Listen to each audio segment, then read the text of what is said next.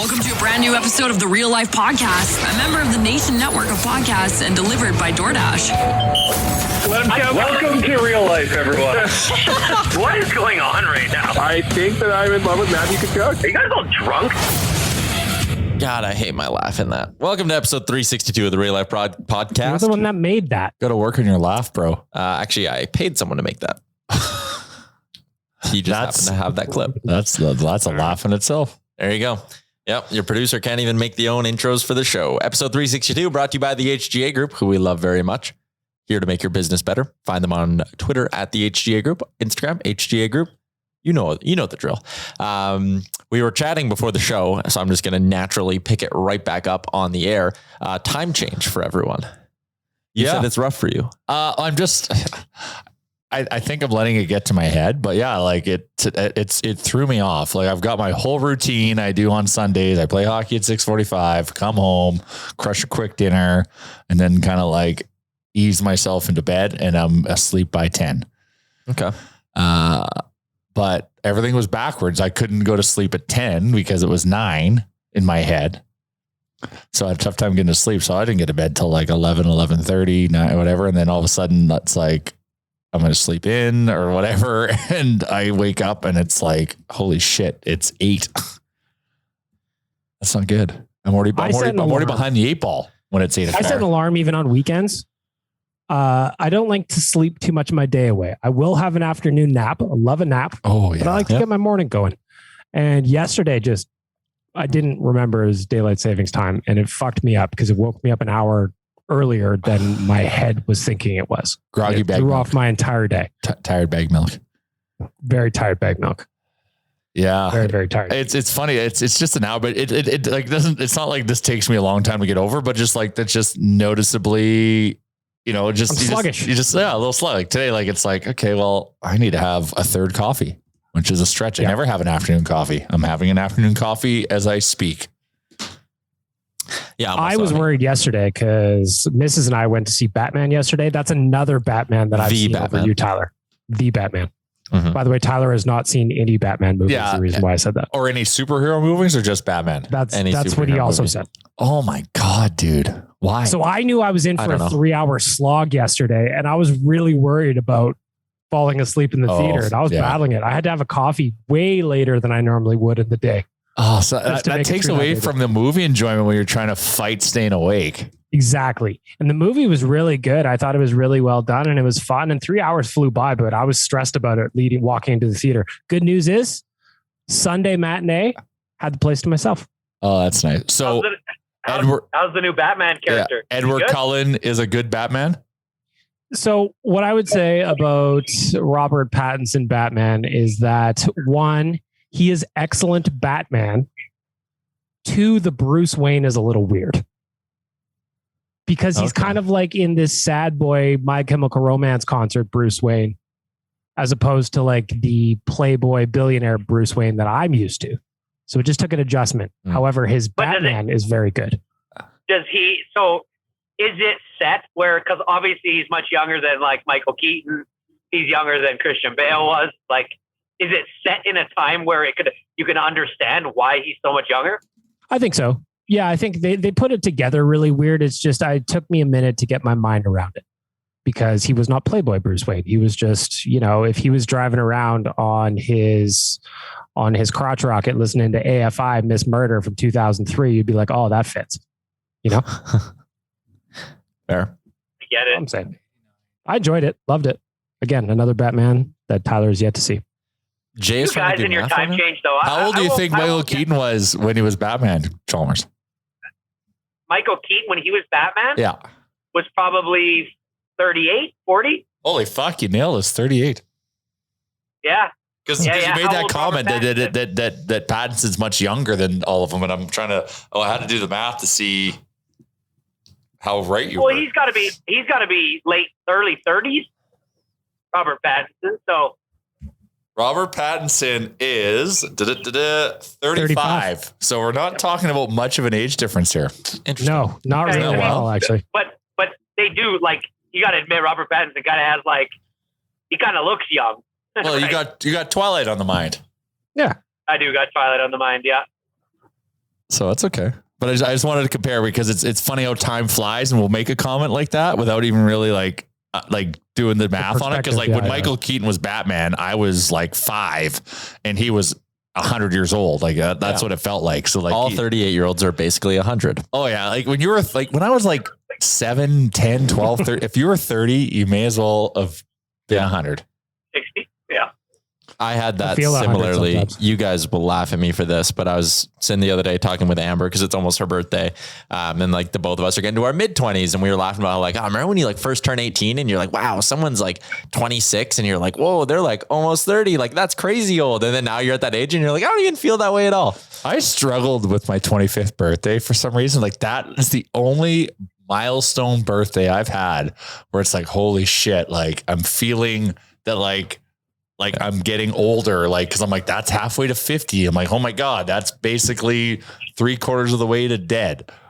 Anyways. That was me when I turned 35, to be honest, but which was only 2 years ago, but it's because it was a solo pandemic birthday where it was kind of like one of the, not a milestone, but 35 was kind of in there. Yeah. And I was just like, I did it by myself and I was Zooming my buddies and having drinks on Zoom. And I was just like, this is a rough one. Yeah. And that's more circumstance, but because it ended in a 5, it gave you that reflection. And then it's a reflection in that circumstance. And you're like, oh my God, what life am I living? Yep.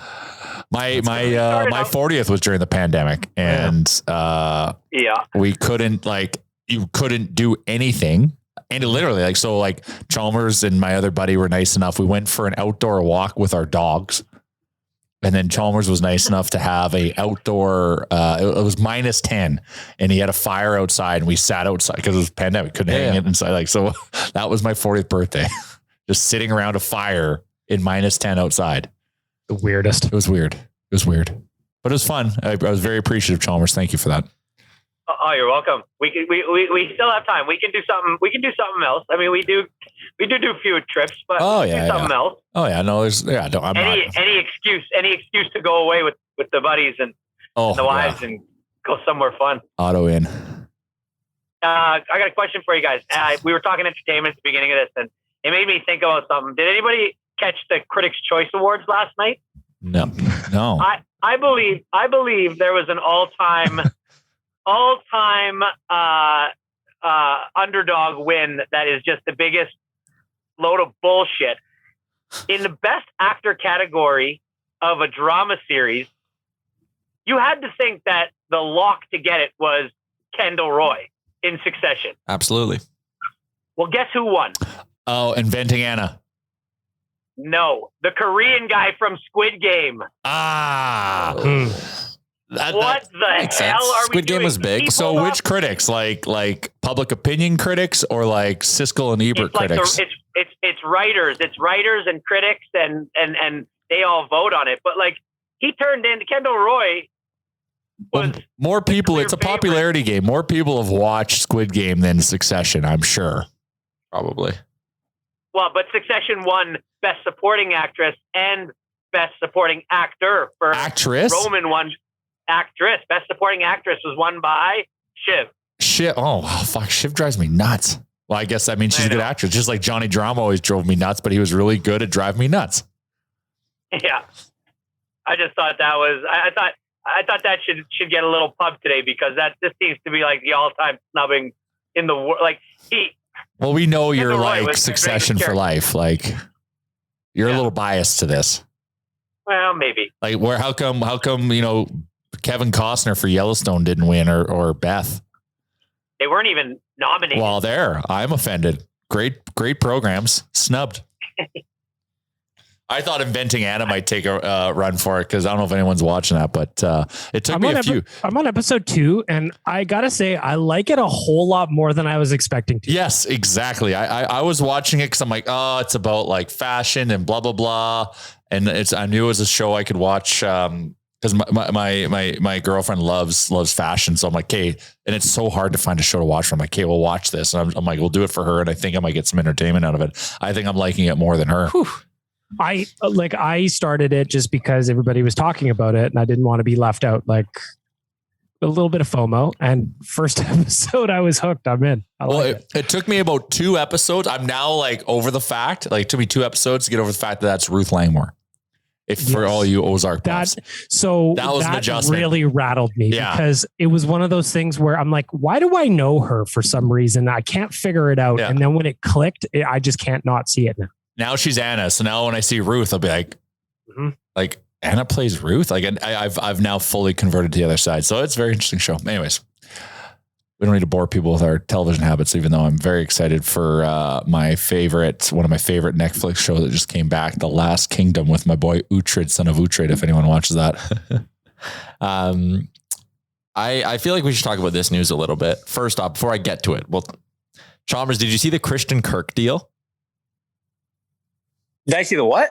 Christian Kirk, NFL free agency is kind of opening up, right? The Jacksonville Jaguars are giving Christian Kirk 4 years, $84 million. What? Christian Kirk's going to make like $21 million a year. That's insane. Your Rumchick's watching That's the Players Championship. That doesn't even right make any sense. I got a DraftKings going. Okay, now I'm sidetracked. Did you see my DraftKings win over the weekend? No. Was it big? I did an $8 contest basically on Saturday night for the Oilers game, and I won $456 US. Wow. That's a nice haul, bro. That was a really nice one. I came fifth place out of 3,500 people. McDavid and Kassian. My lineup, I did McDavid, Kane, Yamamoto. And then I did a big San Jose Sharks stack. Logan Couture, Jonathan Dahlen, Brent Burns, Aiden Hill, and Timo Meier. They beat the Kings 5-0. But I was sitting there and I was winning about like $100-$120 was where I was hovering. And then the empty netter of Kane to Yamamoto is what won me my big money. So I was losing my mind. Like I had a few drinks on Saturday and I'm sitting there with my buddies watching the game. And I was like, hey, like McDavid's line comes over at the empty net. And I'm like, if I get the right empty netter here, I could be winning some like stupid good money. And actually, if McDavid would have picked up an assist on that goal, if he would have managed, if I could have gotten that one more assist from Connor McDavid, I would have won $800 US. Wow. Yeah, it was a big day for me. And then I woke up this morning and checked my DraftKings for the Players Championship, and I did a $5 contest. There's 60,000 people in it. I woke up this morning, I was in 88th place. I was winning like $500 and I've fallen off a little, but that's why I'm watching Who's your horses in that? Because I've got some horses as well. So in the PGA one, I did 2 lineups. The one that's winning me the most money though, Justin Thomas, Daniel Berger, Joaquin Neiman, Burns, Hatton, and Dahman. Oh, wow. Yeah. So I've been having a good little gambling. At any given moment, Yaremchuk has a lot of money out in play, doesn't he? I really on does. every potential platform there is. I just like. Well, that's why I find it interesting that Tyler can't even you can't even watch a sporting event without having anything. I watched the Brier. I didn't bet on the Brier. Watched the Brier final because you would have bet with your hard bet on Alberta. Mm-hmm. How did our boy do in the Brier? Second place. Yeah. Oh boy. Lost to a Brad Gushu rink that had just 3 players on the final couple days. Final 3 days, I think. I don't know what I'm allowed to say, so I won't say too much, but Ben let me on the inside of what, cause he even alluded to in the podcast about the restructure he's going to go through. Yeah. And it is heavy duty. It was the talk of the curling club. It's fairly public knowledge that Cooey group's probably splitting up. Yeah. And it was, when I was at the curling club for my last game on Thursday, that's what everyone wanted to talk about. They were like, what's the Cooey rink going to do? Who's going where? It's all I know where Ben's going. Really? Yeah. I'm excited to hear this off air. Yeah. Anyways, the other big sports news from the weekend, Tom Brady. Oh, God. And the most obvious, everyone knew this was coming. Yeah. Sets the stage, goes and sees Ronaldo. It's all blah, blah, blah. I've got a lot of respect for Brady. You can't not knock him. But the interesting thing to me about that is that he went as far as made that he loves making videos about his milestones and life events and stuff. He did a retirement one. So that to me kind of was well, maybe he is serious because he went through the production side of it. But who I feel really bad for is the guy that bought his last TD ball the day before for $500K. $518,000. Oh, and that no. ball was his last touchdown ball ever Tom thrown. Brady owes him an NFT or something. Like, And that is now just that unfortunate. ball is just a TD throw. Just an ordinary a TD ball. thrown in a loss in the playoffs. Yeah, and that's the means wild nothing. part is like it's not even like there's a cool kind of asterisk on it or No. anything like that. Like it's literally just a ball now. yeah, it's just a ball. Like, so and you know what? Tom Brady will catch when he'll probably do something to make that guy hold, similar to what happened to the person who was it the ball or whatever that It was the guy in the milestone crowd ball. who caught the ball, right? yeah. Because Evans threw it into the crowd. Yeah. He took care of him. So hopefully like $500K, man, like that's a lot of money. And then for it to go to zero within 24 hours. That is a risky bet. Oh man, I would love to know what that guy was feeling when he saw that. Actually, I'm coming back. Oh, you should. Oh, no. I, you know what? I don't know. That show. I wouldn't have done it. Like, first of all, I don't have $500,000 to spend on football, but if I did, I'd be like, you got to question if Tom's coming back. Anyways, Oh man, I can only imagine how that guy was feeling. Unless he's got some major fuck you dollars in the bank where I'm assuming he 500K does. was. oh yeah, you Well, have to be that frivolous. Like it's You not have like, to, or you're just that's that's betting on GameStop at the top. Maybe that's it. well now I hope because now like these interesting collectible models where you can own a share of something, like put it into a vault, turn that like sell 10 shares at $100,000 and double your money. Maybe he had plans. And now it's but it's a good story. I feel like Tom will make him whole for some reason. I just feel like he will. No way he's giving And then up make a video 500K. about it. Maybe he'll get something small, but I don't think he's getting anywhere close to the money he lost. Oh, some 1 of 5 Tom Brady NFT that's coming. Yeah, maybe. Yeah, it's simple. merch, man. Merch. A TB12 hat. Before we keep moving on, we're bouncing around a lot as we do. We're avoiding the fun, amazing subject we're talking about. It's not shitting on the Oilers today. It's praising the Oilers today. Our friends at PointsBet Canada, they had us hooked up with some Brier packages. And Greg Allen was one of the people who won our contest and got to go. And he sent us a DM today saying, thanks again for the Brier package. We were able to share the tickets around the family and made use of all but Thursday's draw. Great times had by all. How hungover is he? I did not ask him that. He was given the opportunity to be. He was. Our PointsBet Canada took care of him. I saw producer Liam was also out at the Brier. And he went down to Lethbridge? Yeah, he drove down to Lethbridge. Yeah. Big Brier guy, eh? Yeah. Oh, there. Mrs. a big Brier fan, I guess. But it looked like a great time. And also the ads with the Trailer Park Boys and some of the curlers were hilarious. And even all the way up to the final, like PointsBet Canada was all over it there. So it's great to see them supporting the Brier. They are deeply Canadian. I can't wait till they're operational here in Alberta because hey, I'm just going to pound the shit out of that book, but everyone else should give it a try. Don't go as aggressive as I do, bet responsibly, but I can't, they're opening up their markets in Ontario here right away. So I'm excited for them because they have invested. They say they're PointsBet Canada and they've really invested the fact that they're Canadian. And I love to see it. Love to see it. Let's talk some hockey because that game on Saturday was a lot of fun. The Oilers played That was great. exactly what we needed. Oh. That was just what we needed. Like that was like, not only did they beat Tampa, they beat Tampa handily. It was just like, systematically took them down. Like they didn't bend too much nor break and just like did everything except for the power play. Like that, but like aside from that, PK was back. PK was huge. Unreal. PK saved the game. Because Miko was great. And that extended 5-on-3 was a tough kill and they got it done. We didn't let, getting 100 shots in their goalie and not scoring get to us. They just kind of believed that the goals would come and they did. So like if that's the Oilers for the rest of the season, need not worry. Still add and address some issues, but need not worry. Yeah. If they play the way they did against Washington and Tampa the rest of the way out, they're going to be fine. I know. And the shitty thing is they've got lower caliber competition here. So if they can play like they did on Saturday against those teams and not stoop to the level, even though Detroit and Buffalo are now like hard to play against, you got to give them some respect. They don't win too much. Yep. Buffalo owns the Leafs. Love it.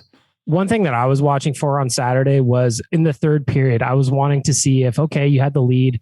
Are they going to sit back and try to defend until the clock runs out, or are they going to keep pushing for offense? And I loved seeing that they kept pushing for offense. They were shooting from everywhere. They were getting traffic, and like, credit where credit's due. Had it not been for Brian Elliott, we're talking about a well beyond a 4-1 win. And the posts. Like, they hit 5 posts. So many posts. Ridiculous. And Brian Elliott stood on his goddamn, I don't know how that Yamo/Kane goal didn't go in. Yeah. Well, did you guys think, like, did you get the feeling to me, as the same as I did, that it kind of felt like that was what a playoff game looks like from the Oilers? Like, the intensity was there from top to bottom. Yeah. It had more of a playoff feel to it. And it was the first time I've really seen the Oilers, play against one of the best teams in the league, obviously, but they kind of ramp up that level of play. There was some chippiness. There was some pushing and shoving. I thought the Oilers overall brought the intensity up. And the one thing that I've complained about that I felt like they had, big celebrations. Like, you could tell they really wanted it. Yeah. And when they were scoring those goals, whether it was the beauty from McDavid or the late one from Draisaitl, like, those two guys were fired up to do what they could to help the Oilers win. And I loved seeing it. That McDavid shot was just everything.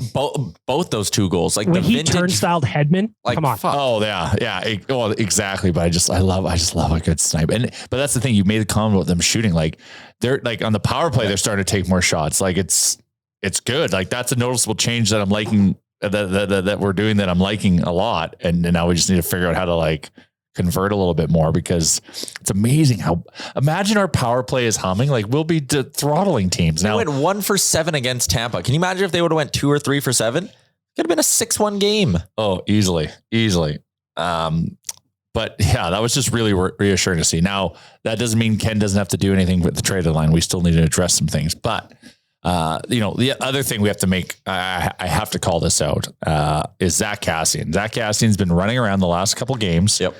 And hitting guys. Now, I have to say, because like that was not happening all season. I'm wondering if he feels safer wearing his bubble on, going around and having to hit guys, knowing that he doesn't have to pay any price. I have to ask the question. I don't care if that is the case. I don't care either. So that's the thing. He doesn't have to fight in the new NHL. That's the whole thing. So like, I hope when that thing comes off, I hope that's the exact same guy we saw on the weekend, because that's a factor. He's a factor. There was even a point where he was lining up for a face-off, and you could tell whoever he was lining up with was giving him shit. And Kassian like pointed at his cage and was like, whatever he would have said there, like, I can't fight you. And then Kassian, that shift, went and fucking ran someone over. Probably should have been interference, but it was like, man, like, you're right. I think he does just feel he's untouchable because he's wearing that cage. I know. And he's but like, that's the guy. Yeah, exactly. Just keep it on the rest just of the have a permanently broken orbital bone. Can you imagine? I think that's the move. But like I said, like that's a factor. Like, he was a factor. Archibald being back in the lineup, he was throwing his body around like that. Like, we were much tougher in that game. I really do think part of the reason they brought back Archibald as quick as they did, like, they didn't give him a ton of time to skate and get up to speed. Showcase him. They're showcasing him, right? Like, I would say 80% chance he's moved next Monday. That was a bad look for him against Sergachev. He got fucking ragdolled. Sergachev's got like a foot on him, though. Yeah, I feel like he just didn't get set up. Like, I feel like he could have done much better. Sergachev just had the advantage. He had the high ground the whole time. What do we think he was saying with 2? Like that, I only got 2 minutes. I asked you to real lip read that on Twitter, Charles. Well, okay. So as he's going to the penalty box, it's clear as day he's calling him a loser. He's saying, "You're a fucking loser, buddy." And then they sit down and he starts putting up the 2 fingers, but you never get a good shot of his face. I really didn't know what he was. It was either 2-time two cup of your champs. guys are in the box. Yeah, he's chirping the fans and saying 2 cups. Yeah, that's kind of what I thought too. Yeah. 2 cups. 2 rings. That was good, though. That was a really entertaining hockey game. And you're right. Like, if they play that well the rest of this week, there's no reason why they can't run the table against Detroit, Buffalo, and Jersey. And then you look across the division, and I mean, the LA Kings lost twice to San Jose. Granted, one was in OT, but still, they're suddenly within reach. And Vegas, all of a sudden, is looking like, if they don't really get their act together, Vegas could be in Edmonton's rear view mirror, like, comfortably right away. You want to say it? I just want the boys to keep winning. Yeah, just keep rolling. Just keep rolling. Take the losses. Well, Jay, I'll ask you. We were talking about this with Rick on Oilers Nation Radio on Friday. Are you actively cheering against other teams, Yes. or are you just kind of? I'm doing everything right now. Karma trade. What was Rick's argument, Tyler? It's like thinking of the karma. He's not betting against other teams. Oh, I'm not betting against them, but I'm definitely cheering against them. I'm scoreboard watching like a banshee right now. I hardcore scoreboard watch, and Rick was saying he really doesn't because he doesn't even want to root against the other teams because he thinks it's bad hockey karma. Well, that's his own perspective, and that's fine. If he feels and believes in that, that's fine. I don't feel too concerned. It was a very good weekend on the scoreboard for us. Saturday couldn't have gone better. It was perfect. Yeah, it was great. So now, we're all of a sudden developing some games in hand. And we can do some damage. It's interesting to see Vancouver climb up the ladder. But before we jump into that, I really want to talk about how all of a sudden we're a little bit more grittier than we used to be. Malone being up, going around crashing. I absolutely loved him dumping Sergachev there after that goal. Loved it, and it led to that. That's how you're going to stay in the lineup if you're Brad Malone. But that also brings like emotion and gets it just fires everyone up. The juice is going. I just love it, and sure, Archibald for limited amount of time if we trade him, but like that adds that. Kane adds a bunch of grit and toughness. Like it just shows you the effects it has. So I hope Brad Malone doesn't go anywhere. Yeah, because he is going around and he's bringing energy. So I really want to send some Brad Malone love, and we have to do it, or maybe I have to do it. And you guys are more likely on this train already. Is Mikko is just staying steady. Yeah, I just don't want them to overplay him. Did you hear what he said today? Yeah, I thought that was hilarious. Was that another Maddie question, Tyler? Do you know? I am not sure if it was a Maddie question, but Rashog was the one that tweeted out the quote. Koskinen was presented with the idea that playing too much affects his game and said, quote, "That's something you guys have made up in your heads." And that's, you know what, it could be fair because what's going on between the ears of Mikko, I feel like he is feeling more confident. I think like he must be. Yeah. Because he's since January, he's been playing fantastic. If we had that type of goaltending all season, there would be no you would be no need to scoreboard watch. So what I don't understand is why they're just, and I get it, I guess, but they're giving so much leash to Mike Smith. They got to send him down. And you hear rumors that he was asked, or they asked, he wanted to send him, they asked him, he refused. If we're bringing Skinner, we can't have three goalies up here, especially going to the trade deadline. We can't, you can't eat into the cap like that. You gotta, if we have to make that decision right away. Who's our two goalies? So Smith, go down and play every game in Bakersfield and try to find your shit and prove us wrong. Because maybe that's what you need is some kind of fire to be lit under your ass or chip on your shoulder. But also, if he refused, how? Just do it anyways. Or is he? Why are we in the business of people's feelings right now? Is what I get. I just send him down. And if he doesn't report, are you not allowed to suspend him without pay? I think so. So if you go to Mike Smith and you say, "We're sending you down," he says, "Too bad I'm not going." If you're the Oilers, you say, "That's nice. We get cap space," right? What's the downside here? Yeah, I know. Maybe you make an enemy out of Mike Smith, but he's clearly not going to be here very long. So he's not a solution. I don't think he's playing here next year. He has another year in his deal, doesn't he? He does, but I don't think it's going to, I bet you he's LTIR'd for the whole year. He's not hurt right now. I bet you in this summer, the Oilers are going to go to him and say, "What would you like to do, Mike? Do you want to back issue? Do you want to spend the year in Bakersfield, or do you want to pretend like your knee's a little sore there, big guy?" Sure. Are you allergic to your equipment, sir? Yes. I just see the ultimate out. After the year of injuries he went through, I just would not be stunned at all if it comes out this summer that he's going to retire and sit on the shelf. Yeah, and get whatever surgery it is he needs to fix the lingering thing that he has. Or you buy him out because the cap hit's really nice. Oh, fuck it. We got it. No, it's not the worst buyout. We have to stop creating dead cap space. We're already dragging enough dead bodies. But it'd be $2 million in saving next year. Yeah. Or sorry, 1.66 million in savings, and then 833K in a cap penalty the year after that. But the year after that is, I don't know, you lose a little bit of money. That's a really good, that's a good fourth liner. But you lose No, don't justify. No dead cap space is the appropriate amount of dead cap space. But then by the time there's dead cap space, at least the Andre Sekera dead cap space is off your books. Oh no. No time.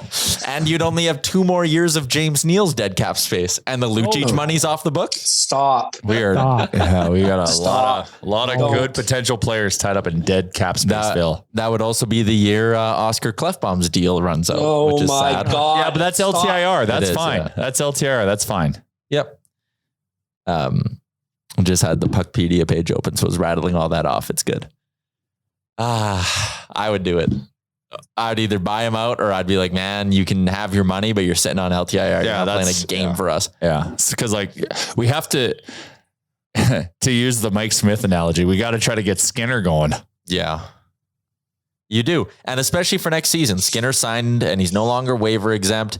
Like you have to be prepared next season to run with Skinner as either a 1B or like maybe he's even your 1A next year. But you can't do it unless you give him some starts here down the stretch in pressure situations. And I get that you're not in a spot to run that risk, but it's not like you're throwing a rookie who's never played before in there. You're throwing a rookie who's shown you that he can compete at the NHL level. You know? Yeah.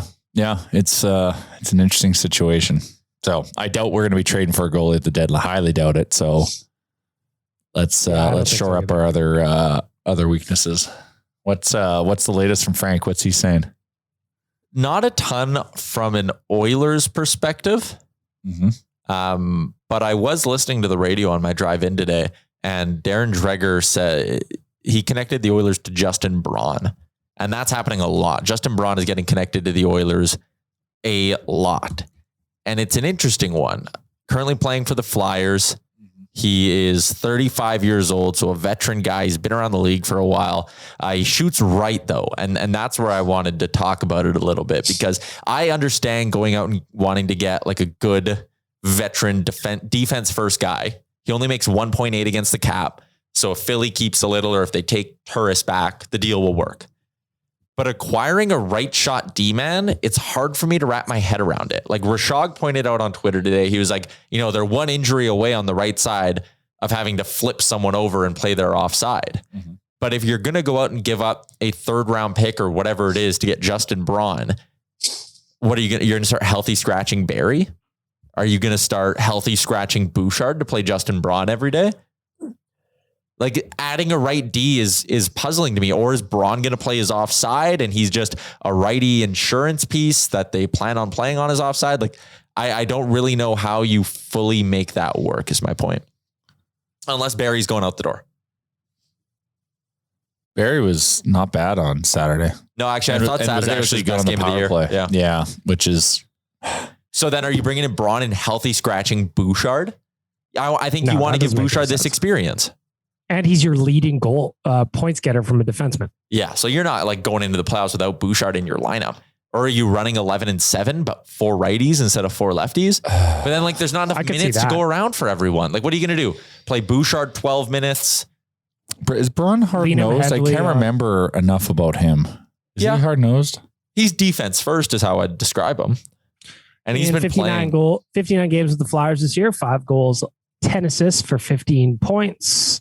Last time he was traded, Tyler, was in June of 2019 from San Jose to Philly for a 2nd and a 3rd. Huh. In his last 13 games, he's played 20 plus minutes 12 times. And the one game he didn't was against Minnesota. He only played 15 shifts. So I'm imagining he got hurt in that game. Like he's consistently playing 20 plus minutes a night for the Flyers. Braun's a good target. Does Philly take back Barrie in the deal? I can't see it. No, that's wishful thinking. So I don't think anybody wants Barrie. I think Seattle would take him. Yeah, I can see that. So yeah, he's a name, He's a name. They're going to lose Giordano. You could use an everyday defenseman. Barrie is still that. So like Barrie and the Oilers 3rd just next year. Former Oilers out in Seattle. Why not? Ooh, did you see Larson score on himself in the last minute of their game the other day? Oh yeah. That was rough for Lars. Yeah. I don't know. I like Soucy too though. Like then Soucy's been mentioned by guys like Rashog as well and Dreger. So like I think they're going to get a defenseman. It's not a question of if, it's a question of who they'll get. And what else? That's it? I think that'll be it. Just a Kulikov and we're done again? That's all I'm expecting, to be honest. I started putting together my live blog today, and it just, as you're working through who's available for trade, the UFAs on the team, the RFAs, the trade picks, it just, nothing's lining up for a big move. That's all I'm saying. So just another disappointing trade deadline day. That's what my guess is. Nothing sexy. Oh, surprise us, Ken. Surprise us. It'd be great. Like they'll move out Archibald. And the other question, that's for a pick. Yeah, I have a YouTube video going out later today, but like if you move Archibald for a 5th or a 6th, I don't even know if he gets you that much, but just say you move out Archibald for a 5th or a 6th. Do you then go out and be like, all right, so we got that extra pick in the later rounds. Let's see what our 4th rounder in 2023 And why do we want to trade Archibald again? Because he can only play half the games. He's only playing 14 of the 23 games. Round 1, you're playing LA, Vegas, whoever. Do you want a guy in your lineup who can't play every day? And you're not re-signing him. I know, but what was the thing but that he's an Woodcroft impact. said, If you're only like- getting a 5th or a 6th, why don't you he is an impact player physically. But if you can get a 5th or a 6th for him and then move a pick and just get a different Josh Archibald from a team that's selling, makes sense. Okay, who's a different Josh Archibald from a team that's selling? Who's Ottawa? Maybe getting him half the games is better than any other move you can do. And that is possible. Do you like Chris Tierney out of Ottawa if they keep some of the money? No. Doesn't hit like Archibald. Could play center though. What if you can get Cal Clutterbuck at 50% retained? Cal can He can hit. He can't do much mix it else. up. I probably wouldn't do it. But he's like, how old's Cal Clutterbuck? He's been around for a while. He's 34. Yeah, like his shoulders must hurt. I don't know. I just think if you can do that and get a guy who can actually play every game, you do it. And like solid on your PK. Yeah. Physical threat. Can't hit an open net. Also took a stupid penalty and cost them a game last time they were in the playoffs. Yeah. It was a bad penalty, but we still should have won that game. Anyways, I wonder if they do keep him though, just because I'm looking at the schedule. The rest of March is home game heavy. yeah. You've got between now and the end of the month, the only away games are Colorado, Dallas. So he can't go to those. 26 against Calgary, he can go. But didn't Woodcroft say he has to drive himself there? Yeah, or he has to something? go himself. He can come on the bus. Yeah, come on the bus with We're us. leaving early enough. And then I guess April's got a lot more away games, but the rest of March is quite home heavy. Like, I don't know. You have to. Do you play Archibald at home and Sevier on the road? Do you play Archibald on the road in a Sevier jersey? Oh, good question. You want to do some human smuggling here? Yeah. You smuggle him on the plane. What? No, that's not Josh Archibald. That's Colton Sevier. Yeah. They're like, sure, whatever. We don't know what either one looks like. Yeah, I think it's gonna be a quiet deadline. Like I don't Like if you're gonna lose that grit and not replace it, then 50% of grit versus 0% is something you got to consider. Yeah. What's Chalmers doing? He's watching golf. Just watching Yeah, golf. he's cozy. Yeah, And but you got to take a breathing screenshot of heavily that. in. Yeah, heavy breather. Oh, is it? Yeah. Because my boy Cam Smith, the mulleted man from Australia, just darted one to like 6 inches. How good is it having that final round of golf on a Monday while we're doing the pod, eh, boys? Yeah. Cameron Smith just had an all-time front nine. He started off with 4 birdies, par, birdie, 4 bogeys. He had 5 birdies and 2 bogeys and a par. It's entertaining. My God. Oh, my boy Victor Hovland's in the mix. Yeah, he For some is. reason, I Victor got a Hovland's soft in the spot mix. for Did him. he just drain that? Oh, he did. Nice. I also like that if you rewind back in time to 1251, Chris Chalmers can't come into this studio, 4 different trades all working in house at the same time, need to make sure they're playing nice. Yep. And where are you right now, Chalmers? So the house that I'm renovating is very close to my parents, and I had to get out of there, and I didn't want to do this in my truck. So I came to my parents' house because I take care of their house while they're out of town. Yeah. And so I decided that I would come do the podcast from here. Hey, this is far from the studio. I come to the studio and I'm losing a lot of day. And so I'm going to sit here. I'm going to have some lunch. I'm going to watch some golf. When we're done this, I'm going to get back to the site, make sure everybody hasn't killed each other yet. Sure. And this, this is just construction for you. Anybody that likes to hear construction, like when you have a major renovation, you've got to schedule people to do work so that they can, not be all over each other. And a lot of people not putting pride on their work because they kept pushing me off. They kept telling me there was delays. I kept hounding them. And now guess what? They all get to be in there together on a day where 4 of them, where I had spread them out and scheduled them beautifully. Hey, that's just, their fault. It's on them. So it's on them. But yeah, so today was just not a day. And right up until like around 12:49, I was basically, making sure everybody knew exactly what they had to do. And yeah, so now I'm sitting here watching some golf, cut it cozy. That's good leadership. You came, provided some proper asserted dominance. Yeah. Preached pride. Preach pride. Made sure you gotta make sure you get there first so you can put on your music, assert your dominance, get the best parking stall. It's funny when you go to when you're on a job site like that and trades, like 3 trades are all showing up. It's funny how whoever shows up first, it's kind of like now their site. Like everybody else has to kind of like, they're allowed to do whatever they want. You know what I mean? They can put their garbage wherever they want. They can work in whatever room they want. And everybody else kind of is on their site. So yeah, it's important getting there first.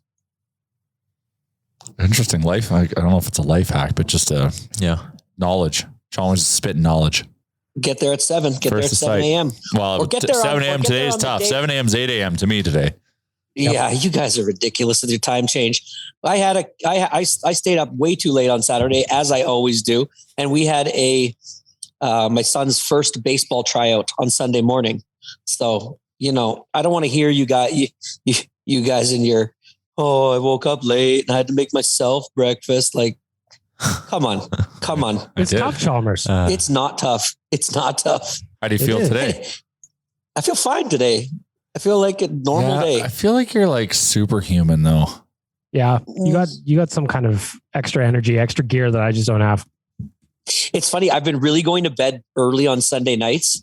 And last night I went to bed at like 9:45 and I never even dawned on me that was like 8:45. You know what I mean? Just out of sight, out of mind. I guess I try not to worry about those little things. Yeah. Touche. Play through the pain. Mind over matter. Yeah. Mind over matter.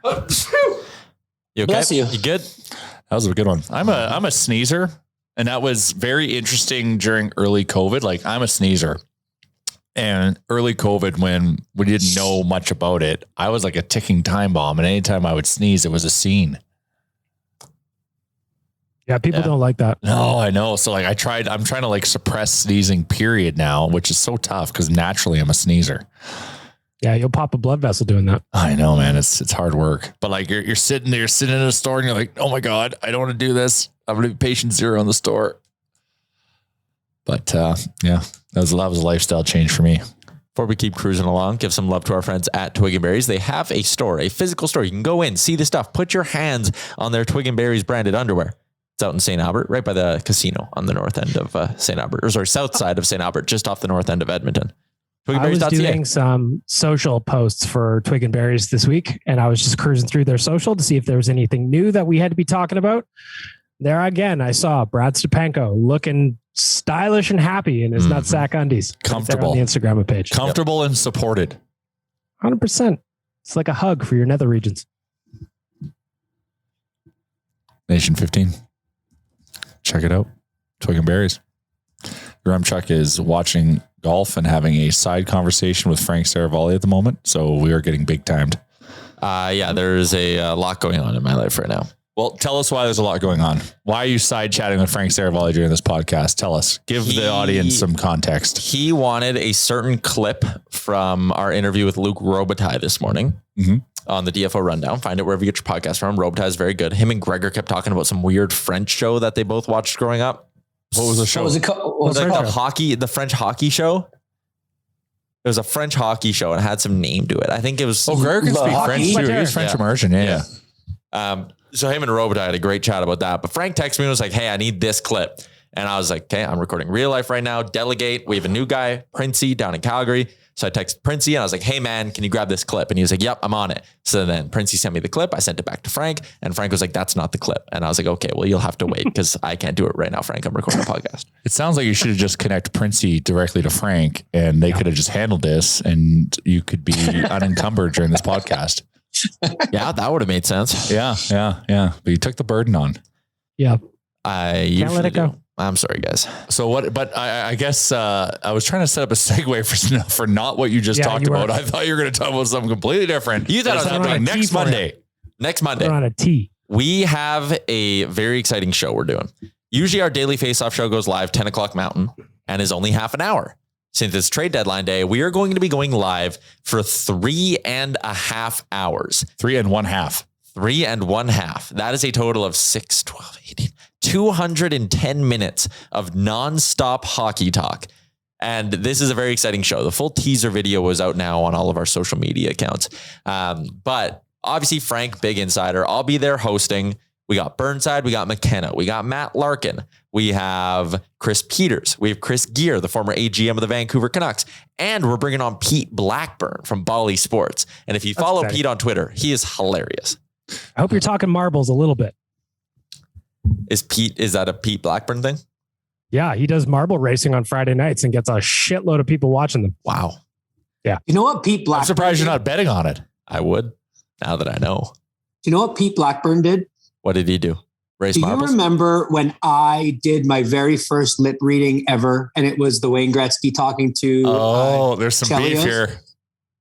Yes. He took my video and he tweeted it out, and he did not. And I was getting like, we had over like 100,000 impressions on that video. Like it was something I had like never. It was a rocket to the moon, that one.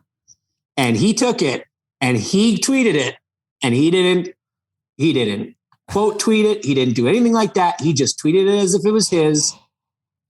And now what? Do I have to bring it up with him? Yeah, we could maybe set something up. It's kind of Monday's kind of awkward. So we should have a segment where Chalmers and Pete air out their grievances. Here, usually I'd be down, but I honestly think this show is going to be so jam packed with the amount of stuff we'll be doing. Like I think 3.5 hours is going to fly by. I almost wanted to suggest we do more. And the catch, one of the unique parts of this is that Frank Saravalli is going to be on camera the whole time. So like our show will be going, standard screen size. And then up in the top right-hand corner, it's going to be like the Saravalli surveillance. ISO cam. And it's just all day. You will be watching Frank as he works the phone, texts, calls sources, scribbling on his little notepad, getting trades lined up, seeing who's going where. And then all he has to do is touch the little button on his mic, turn it on, and say, guys, I got a trade. So you will see him. That's cool. He will have That is phone up really to cool. ear. That's unique. He'll hang up and he'll turn on his mic and go, I just found out a trade. So if you're watching our coverage, which will be live on the Daily Faceoff Twitter, Facebook, and YouTube, watch our And across coverage. the network as well. Yeah, you are going to get it quicker than anybody. Get it here first. Exactly. And like if you've watched Trade Deadline before, you know that those guys tend to disappear off the screen or they're just not shown at all. So it's going to be fun watching Frank in his element, kind of almost a big brotherish camera. Oh, I'm looking forward for him to hit the I've got a trade and just interject. It's going to be great. Do you have a sound effect for when he jumps in, Tyler? We like a breaking news horn or something. Yeah. No, you need one. You're so not present right now, Tyler. You're on track. You are not. Why aren't I present? I said we could probably get a sound thing. What? It's also super dialed. We were not talking about a. Oh yes, we were talking. You were talking about a sound thing. Maybe I'm not present. Yeah, you're not. I'm not present because I'm watching you being not present. You're watching This the golf golf. that I've on my laptop. The skies just opened up and it is pouring there right now. Are they going to get like? It's like this is subarctic conditions in Jacksonville, Florida. It has just been a monsoon there this weekend. This in Florida? I thought it was in California. No, it's in No, Ponte it's in- Verde, Florida. Oh, come on, buddy. I'm thinking Back of to something the else. deadline, Tyler. If Yep. you're doing that, Jay, are you doing the pregame show then? Oh, fuck me. They play that day. I guess, yeah, I'll do it, Caroline. But I'm going to be in here. Yeah, so we'll like just kind of, Or we'll just go live with the pregame show at 2:00. yeah, that's fair. Let's Yeah, push it because a we'll day. break down the trades. Push it an hour. Yeah. Yeah. And maybe I'll join it anyways. Yeah, sure. Fuck you. Yeah. Well, we're going to have a full I house. just said Everyone's it's gonna be in fine. there. Yeah, I'll just pack it. Everyone get in here. Yeah. It's a I'll be cavalcade. there. Chalmers, get Yeah, in there. Cowboy Trade Chris. deadline. Yeah, right. Yeah, actually, you should. You and Frank should. You when it winds down, you should come on. You and Frank should rehatch your beef as well. Sure. Anytime. It'd be I'd great. like And to I'll see just the start- trade I'll just deadline start show get making- derailed by Chalmers just airing grievances and flexing on beefs. I'll just come in and just start hijack Yeah. it from all the real news of the day. If you want, if you think I'm the one who's going to kill any sort of fun on this show, and we will still have fun. We have a couple of nice ideas, but I pitched something that was like light. And the text I got back from Frank was, "This is a news day, not a comedy hour." And I was like, "All righty." Okay. So that's a no on that idea, Frank. we gotta break him down a little bit. He's in the independent silly space here. We gotta so funny. we gotta bring in some entertainment. But I'm glad you guys have some ideas around that. Yeah, we got a few. Ryan Clark from The Athletic, I think, is going to be around as well. Like we have a ton of bodies. They'll be flying in and out. My boy Scott Burnside is out right now, like pre-taping a bunch of interviews with players who have been traded at the deadline and all of that kind of stuff. Really, really cool. Awesome. Former GMs who have made big deadline splashes. We'll have like exclusive interviews, all this kind of stuff. Do you have Kevin Lowe talking about 06? We should. I should reach out actually. You got an interview with Kenny Hall, Uncle Ken, after deadline day ends? Probably not. Oh my God. I mean, what are we doing? We better do something. If we We did need some iteration of 06 to happen. If this we year. did do anything, first question would be, Ken, you opted to move a 5th rounder instead of a 4th. Why did you feel the need to be so conservative? His answer is just like, Guide and record. Hello? Who's there? Yeah, I hope they make a splash. I hope they prove us wrong and just do something wild. They have to. If he's saying we're in win now mode, your actions have to back up that statement. Yep. What actions this year have shown to you we're in win now mode? The I'm Kane signing, I just guess? saying he has said it. Yeah. Nothing's happened yet. Nothing's happened yet. Oh, weird. Nothing. Your M-Chug Not is one. sidetracked again. I know. It's a mess today, you guys. Jeez. I haven't done any of the number reporting that I need to do. It's just, life is just wild today. And I'm sitting here trying to watch golf. Yeah. You got all this work to do. You're actually recording a podcast, but your focus is on watching golf. Yep. This golf, But you're stressed about everybody's stuff. making birdies. Everybody's making bogeys. There is hardly nary a par to be made out there. This is going to be a great final round if they can ever get it finished. Danny Bergs, he gonna knock this down for me? He just did. Oh, I had a boy. Spoiler alert. You're about 15 seconds ahead of me, I think. Yeah. Hell yeah. Fired up. Exciting. Frank Happy tweeted for you. the teaser video for Daily Faceoff show. Excellent. It's official. So It is official. It's this exciting. week, hey, and anybody realize how much they liked Oilers games at late night on a Saturday? Did it remind anybody, considering we've had 2 afternoon games? Then another one coming on We got another Saturday. one this week. Saturday. Yeah, Yeah, another 1 one o'clock coming on special. Home. Yeah, which is so weird. But then we get the 8:00 Battle of Alberta. So that's nice. In But Calgary. Hello. God, I love Saturday night 8:00 games. Like it's my favorite time for a hockey game. I like it as a consumer of them, but when I'm doing like the B cast as an example, Chalmers was just a little bit quieter on Saturday just because it's late, you know? You Not really fun. is so after the 5:00 game against, I think it was Montreal. That one was gas, but because first of all, it was early, people were around and everybody was mad. right. But like, I think if the win against Tampa was say even just a 7:00 start as opposed to an 8:00 start, I think it would have been the same vibes. But by the time I actually got the article up at ON, got a couple of things, chatted with a couple of things with Zach and Cam, then jumped on the B cast. It was about 11:30 by the time I got going. Yeah, it's pretty late actually. Yeah. I'm not really thinking about it from a beat cast point of view, though. Especially with I'm the thinking time about change. it from I just finished dinner. I've got probably some friends over and we are into the cocktails. Oh yeah, no, it's a good social. Like if from the social side, it's great. But like, Yeah. it's like it's a late night too. Like if you're kicking on after, like it's a late night. Oh yeah. That's what I mean. As a consumer of such a game, I would very much enjoy it. Yeah. I was at home alone, dog sitting my own dog. So That's called having a dog. Yeah, that's just called being at home. Well, it's interesting because hot dog. So dash hounds, they imprint on one of their owners. I just don't like to say owning, but yes, sure, owners. One of their parents. landlords. Yeah, say it. Go ahead. Yeah, parents. There you go. People. Yeah, Nerd. Roommates. So he is not imprinted on me, but he loves me. But if Eva's away, You know that? Has he said it? he says it in his own little way. Oh yeah. Little licks to the face, maybe cuddles. He likes to, his big thing, it's funny. One of the cute things Hot Dog does, he loves laying on the bed, looking out the window and assessing and barking at anything he sees walk by. And you walk into the room and what he'll do is he'll lean on his back and then start waving with one of his front little paws to like come and give him a belly rub. That's always nice. Anyways. So that's how I know I'm in his inner circle. Tiny dogs that are yappy at the window. He's not yappy all the time. He's waiting for other dogs. He's waiting for other dogs. He's waiting for other dogs and he yaps at the other dogs when they come, but it's not like it's happening all the time. So anyways, when Eva's away and it's just me and him at home, he's weirded out and like waiting for her to come home. And so there's like, it's a different experience. So it feels like I'm dog sitting because it feels like he wants nothing to do with me during that certain circumstance. But when she's sounds like how my kids were when they were babies, just waiting for mama. Yeah. So anyways. Yeah. Late games. So it was a grind for, that's where I was going with this.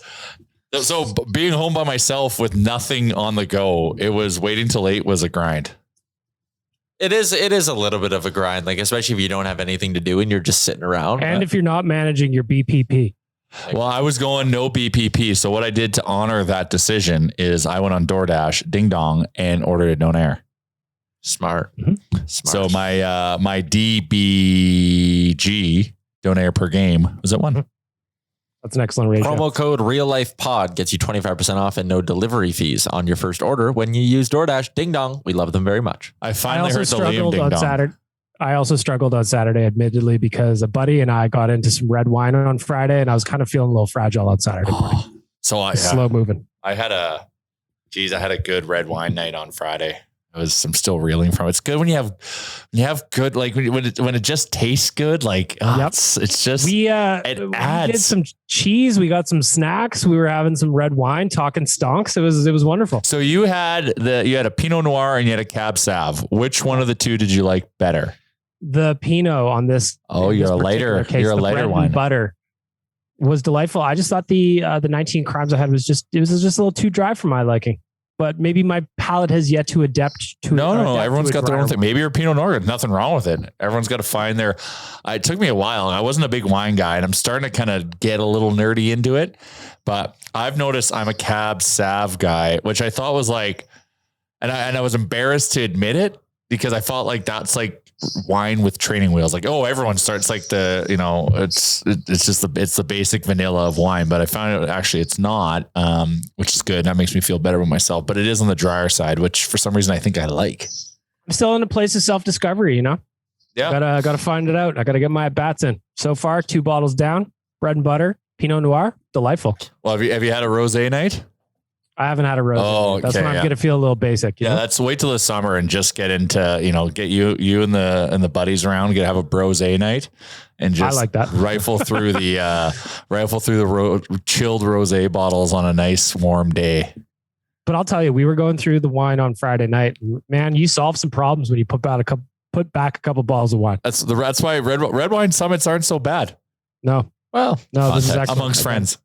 Yeah, amongst friends. Saturday, though, feeling a little fragile. 8:00 start. I could have done with a matinee on Saturday. Oh, yeah. 1:00. Oh, you get one this Saturday. 1:00. Yeah, that's weird, though. It's at home at 1:00. Yeah, it is weird. Is it Hockey Day in Canada or something like that? No, I don't think so. No. It's just a day. Just a weird playing the Devils at 1, like you do. Yeah. Well, the Oilers need all 6 points this week. I'll just say it right now. And they're gettable. Well, the thing is, They're they should. Like if the last few games is the Edmonton Oilers for the rest of the season, you should beat those all three of those teams, and then you get next week. The week after it gets tough, right? Yeah, next week you hope for a split between Colorado and Dallas.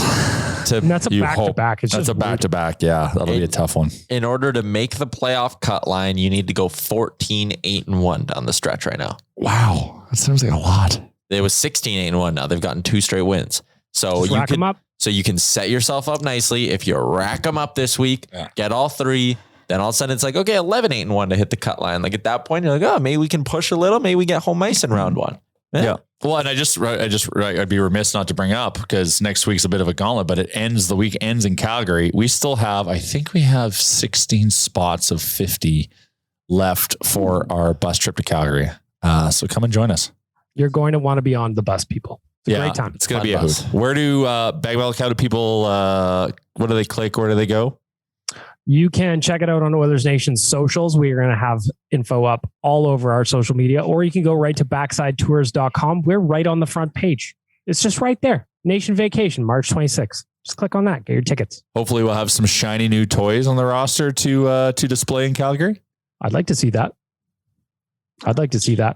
I also need to get myself in peak physical condition for that game because it's been a minute since I've taken that trek up to the press level. Yes. Yeah. You got to get your stair game. My stair game is not tight right now. Yeah. Need a stair game. Bring your appetite because I will be I will be at Singapore Sam's at 1:59 p.m. to get a last minute red wine order in for some suspect food. I imagine it'll be a high quality red we're getting. Oh, it'll be a box. Oh God. It'll be, I'll get your house box of wine, please. Delish. I can't wait. It's going to be fun. That's going to be fun. It is. What are you multitasking now? So there is an MLB Spanish reporter. Mm-hmm. And I don't want to butcher the name, Carlos Baerga. There was a baseball player that same name. He might even, that is him. Yeah. So he posted. Sorry, there you go.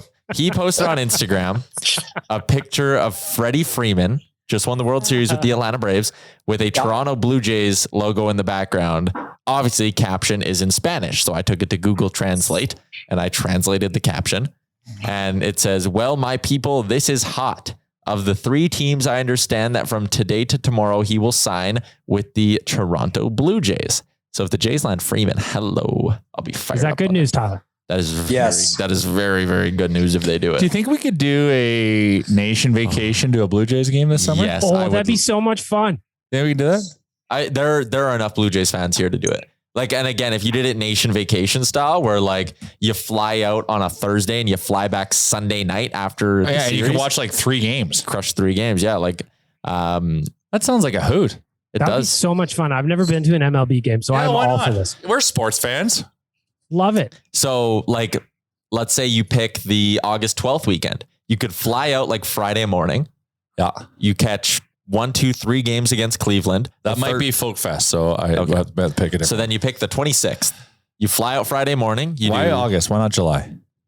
I just figured draft. There's still hockey to do in July. Oh, yeah, that's fair. But I'd love to see the Tigers kind of. So yeah, you could do that last weekend of July. Fly out Friday morning with a group. That's a long weekend too, isn't it? Friday. It is Friday, Saturday, Sunday. Okay. Well, now you're eliminating a lot of the weekends. No. I'm just trying to.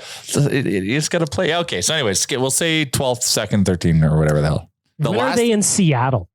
That's always impossible, though, right? Because everything gets so expensive out there that weekend, and tickets are impossible to get. I'm just spitballing here, Tyler. Don't get mad. I know, but that would be a cool idea too. But you go to Toronto, crush 3 days there. I'd be super into it. Yeah, and we go invade the Playmaker office. Hey, with a group of 50 people. Yeah, we can go do a tour of the Playmaker office. They'd love to have you. But the last game on Sunday is what I'm saying is at 1:00, right? So if you just get your flights back in the evening, you could honestly do like a Friday, Saturday, Sunday, like nation vacation style, like in, out, do your sports, get home. It'd be fun. I'd love to. Yeah. That'd be so much fun. There's a lot to Toronto's big. What other sports? What other sports are going on late summer like that? Is there anything else we could make that weekend work? Is MLS there soccer? back? Oh, now you're talking. Yeah, I just figure, put together an experience. Yeah, I have no MLS. idea what the schedule MLS is. is around there. Oh, that would be I don't fun, know. Actually, It doesn't look like they're home that weekend though. depends which weekend. Yeah.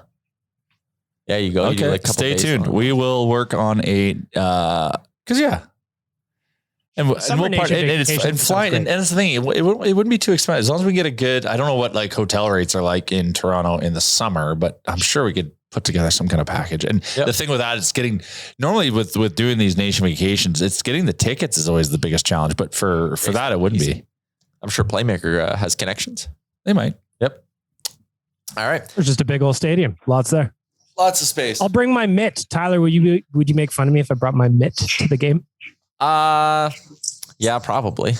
What if I catch a fly ball You could have caught it Ooh, with with your bare hand. Yeah. like a man? Catch it in your beer like a man. You're not a man unless you break all the bones in your hand catching a fly ball. Or I think 14 is the age where you stop bringing mitts to the games. Yep. I'm bringing a mitt. Do it. Do it. Both BM. hands. I'm infinitely ready.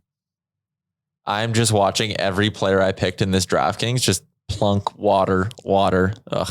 Oh, just okay. August 12th to 16th. Is Yeah. that okay? Oh no, sorry. Shit. What are the dates? I'm looking at August Footfest. would be ideal though. Oh, okay. Thursday. Okay. the You said dead like zone. the 12th to 7th. Yeah. Oh, okay. That weekend works great. Look Interesting. at us. There Putting it things is. together here. Yeah. Who would have thought? Who would have thought? So we'll put Good together. news I'm seeing on the Oilers Twitter feed. Yes, Puljujärvi's back on the ice. Yes. Skating in an orange jersey, correct? Yes. Maybe Yes. he's back tomorrow. I'd say the fact that he's not skating on a line, though, maybe it's Hey, going to be one more At least day. he's but on who the knows? ice. Yeah. Like Nuge isn't on the ice right now. So Yeah. we're getting people back. Get healthy. Oh, come on, Nuge. Heal up, buddy. Oh, but then you know what that means? You're going to get the built-in excuse from people being like, well, Nugent Puljujärvi coming back is kind of like a deadline acquisition. No. I hate that. shit. No. I hate that. No. Josh Archibald would be people considered are a already trade saying deadline that acquisition. Evander Kane is the trade deadline acquisition. Like that's been going on for weeks now. Okay, and I have a beef with that too, and I'll end on this maybe. That Evander Kane signing for cheap and that falling into your lap is not the reason to go, well, that's enough for us. That's more of a reason to go, holy shit, we should push our chips into the middle this Yes. year. Because Yeah, I agree. Puljujärvi's dirt cheap, won't be dirt cheap next year. Yamamoto's dirt cheap, he'll get a bump next year. Evander Kane might not be here next year, and if he is, he's certainly not making $2 million. You have all these cheap contracts. You have Connor McDavid and Leon Draisaitl. You have a Pacific Division that I don't think is very good. You should be going all in. Yes. No Listen to reason what Tyler not to. says. Okay, so what does I all in look agree. like? Who are we getting if we're going all in? Who are we getting? What's all into you? Chikrin? Josh Manson. Yep. That's Someone gonna be like good. that. Like That's gonna be good. you're going out and you're not doing the Calvin DeHaan, Justin Braun. You're doing the Josh Manson deal. And you're going and getting a guy who comes in and plays hard for you, really impacts your top four, isn't just someone who's serviceable and eats minutes. Yeah. You're going out and getting another depth piece up front. Like you're going out and getting Bottom six, top yeah, six. bottom six center, Who? bottom six winger. Who? I mean, you're putting me on the spot a little bit here. Yeah. I know. But You're the pro. You're having 9 side conversations right now and watching live golf, so I think you can get through this. no, I need to pull up a list if I'm going to do it. If I'm being honest. Well, yeah, with you. while you're doing all those other things, you need to list. Normally Yeah, you wouldn't. just do that one thing first and then go back to the other thing. Yeah, other 9 things. Who would be at the top of my list in terms of a depth forward? I kind of like Kelly Yarncroc out in Seattle. What about Nick Paul? Yeah, sure. Go get Nick Paul is on a rental. Why not? Go see what that guy's doing. Like, go out there, get a forward, get a defenseman, make 2 trades. One of them probably costs you the first. And Yeah, go all that's in. fine. First is Go get Ricard Raquel. every first for the next few years is expendable. Yeah, I would say you're giving up a first for a defenseman in whatever that deal ends up looking like. And then you're going out and getting someone who can play in your bottom 6 and knows how to play in the playoffs even. And you go really beef up this roster. Goaltending can Keep still let you Archibald or down. don't?